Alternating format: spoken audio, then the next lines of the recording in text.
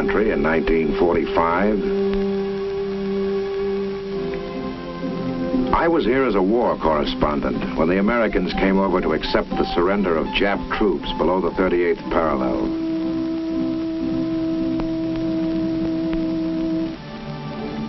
I remembered how restful the green rice paddies looked. The peaceful villages and towns like Tejon. It didn't amount to much, like any small town anywhere, but it was home to these people. Seoul was different. It was a big town, the capital city, with 1.5 million people. And they were all gay.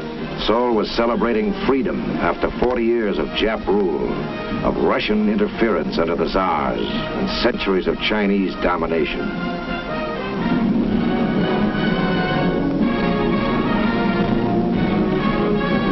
It was gay for these Americans, too.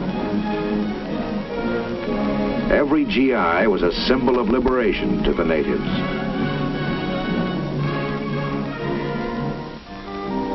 I learned something about Koreans.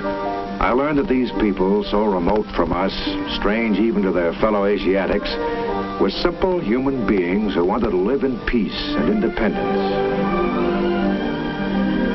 They took me around their colorful 500-year-old city, showed me the buildings they were proud of, the Capitol, the Fine Arts Museum, Changdeok Palace,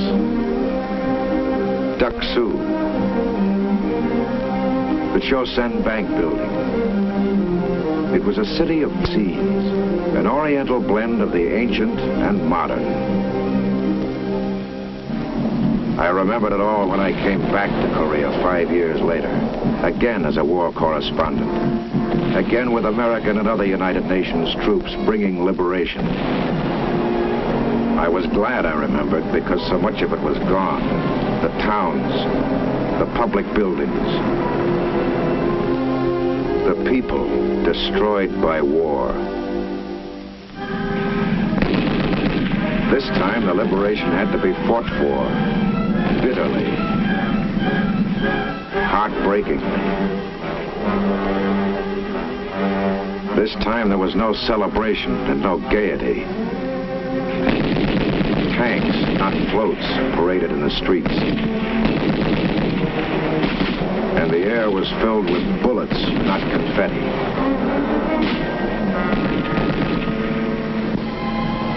For months, death and destruction ran amok in Korea. War is a wanton destroyer of property and lives. This shattered body, this burning hut, are tragic symbols of the havoc war creates. Even men of goodwill must fight fire with fire, must kill and destroy to bring a swift end to death and destruction.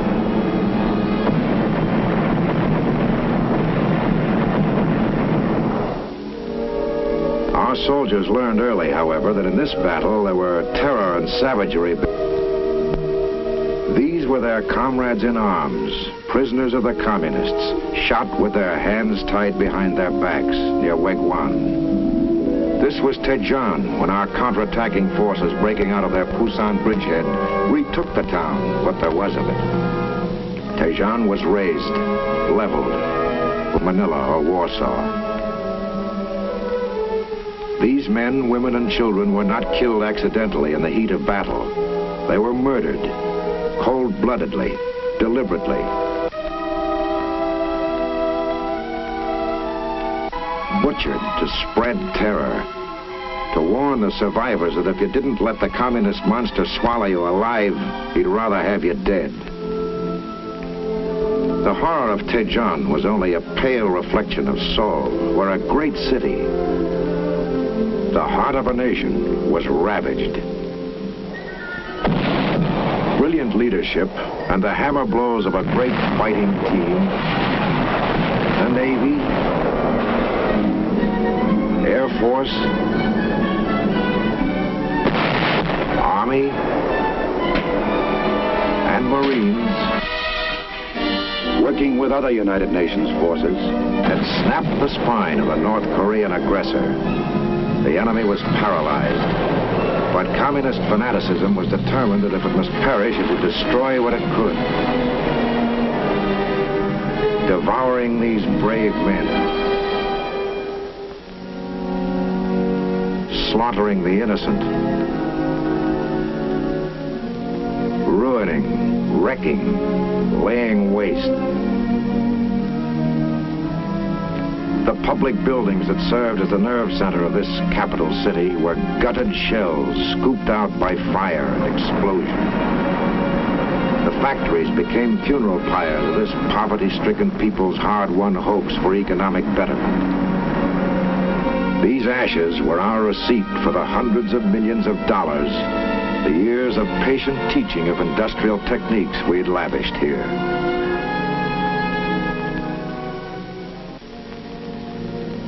But Seoul was not unique, any more than Daejeon.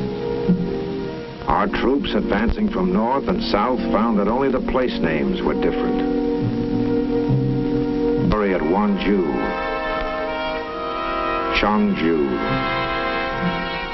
Mokpo, Sucheon, Yangpyeong,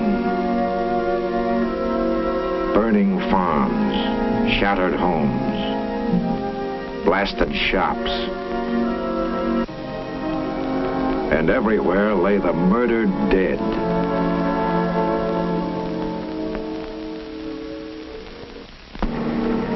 The scenery of destruction is monotonous.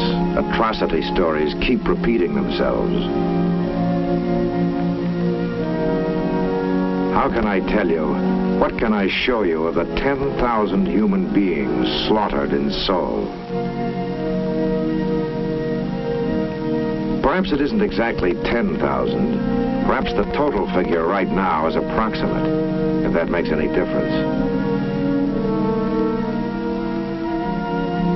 In time, we'll get a careful tabulation. We'll learn the exact number of the slaughtered, down to the last corpse.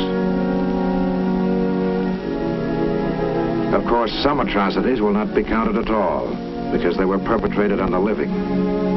Atrocities of the spirit. The heartbreak.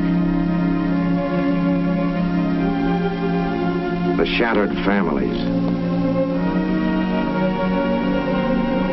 The broken lives. All the dead, however, will be certified by the United Nations Commission on Korea. Each case will be thoroughly documented. The doubters and the cynics, the hard-boiled sophisticates who scoffed at the stories of Dachau and Buchenwald and called it propaganda will be able to check the record, if they wish.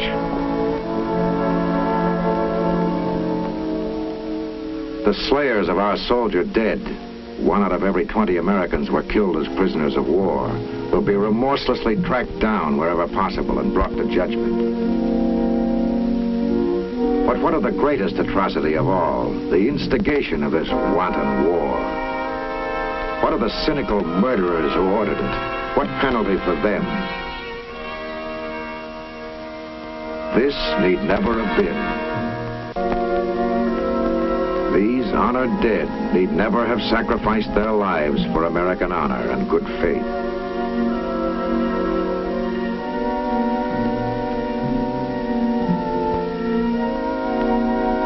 These cities, these homes need never have been destroyed. These primitive North Koreans, these misguided fools need never have been led to the slaughter.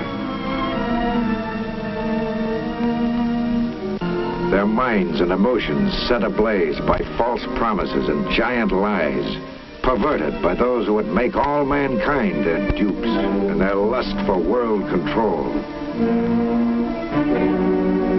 This communist imperialism is the real criminal. Its crime in Korea was a mistake, a costly one. Not for them, for us. We paid, and the people of Korea paid. because we refuse to see the criminal threat.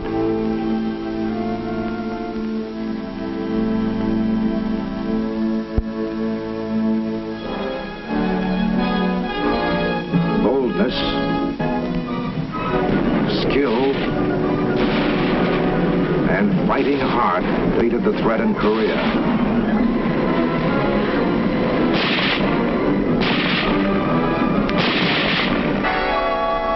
But the criminal is still at large, its appetite for aggression unappeased. There must not be other Koreas in other lands. There will not be as long as we remain vigilant and strong. Not only these men,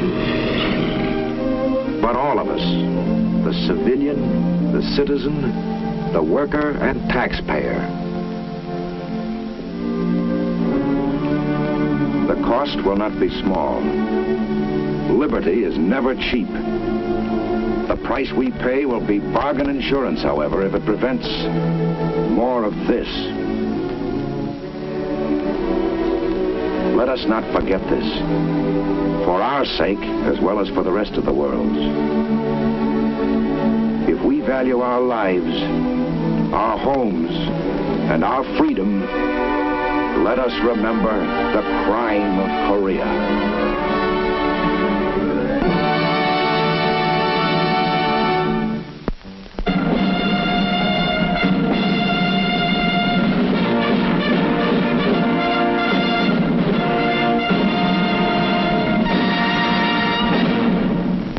My name is Eric Johnston. I have seen the crime of Korea. I don't like, and I don't imagine that you like, what you saw and heard and thought. None of us likes war or the terrible horrors and disaster that war brings. When I saw them, I wanted to do something. I wanted to do something that counted, that helped, and I wanted to do it now. I suppose that's a natural reaction for any American. When we Americans see something we don't like, something we believe is wrong, something we consider a crime against mankind, we want to act. We want to put a stop to what's wrong. That's the kind of people we are. Our fighting men, your fighting men in Korea, have been doing this part for many months, for so many long months. But what about the rest of us? The fighting aggression and the threat of aggression isn't a job just for our soldiers, our sailors, our Marines, and our airmen. It's our job, too, because our security, our freedom, and our lives depend upon this nation's ability to meet aggression wherever it may strike. Our ability to halt aggression anywhere, here perhaps, will depend on how rapidly, how effectively we rearm and become strong again. We must be ready for it at any moment. We can't all work in defense plants. We can't all build guns and planes and ships and tanks, nor can very many of us serve in the armed forces. But we all can take a part in the national defense program. All of us can and all of us must share the responsibility for making and keeping this country strong. A vital part of our strength is the strength of our economy, the strength and the power and the dollars we earn and spend and save. Each of us can share in two jobs, paying as we go for our arsenal of defense and building as we go the strength of our dollars. By buying defense bonds, not just one, but as many as we can, by signing on the payroll savings plan, and by doing it now, right now. After I saw the film you have just seen, a film that shows exactly what is taking place in Korea, a film that could be typical of other communist aggressions anywhere, anytime, I was glad that I could buy defense bonds, and in that way help to fight communist aggression. Fighting with bonds today can help prevent crimes like the crime of Korea from taking place elsewhere and even here tomorrow. You can fight for your future today by joining America's Defense Bond Army.